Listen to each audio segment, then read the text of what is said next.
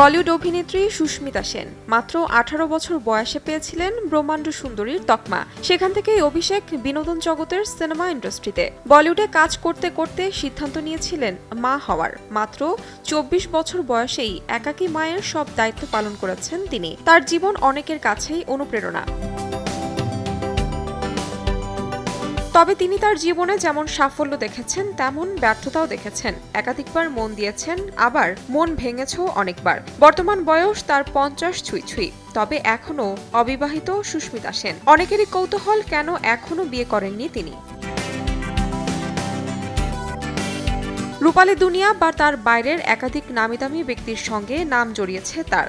কখনো রণদীপ হুডা, কখনো পরিচালক বিক্রম ভাট, কখনো ললিত মোহি, আবার কখনো তার চেয়ে বয়সে অনেক ছোট রোহমান শোলকে জড়িয়ে তার ব্যক্তিগত জীবনে উঠে এসেছে নানা আলোচনা সমালোচনা। একাধিকবার প্রেমে পড়লেও বিয়ে করেননি তিনি। বর্তমানে ২ মেয়ে রেনে ও আলিশাকে নিয়ে তার সংসার। সম্প্রতি অভিনেত্রী নিজেই বলেছেন, বিয়ে করতে চাইলেও ২ মেয়ে আর চায় না।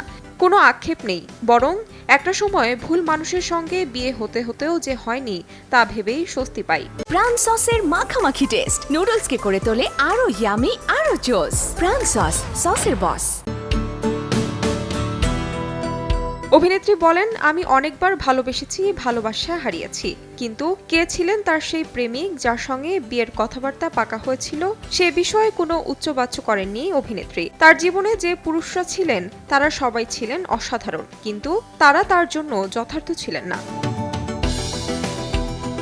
তাহমিনা তন্নি, সময় সংবাদ।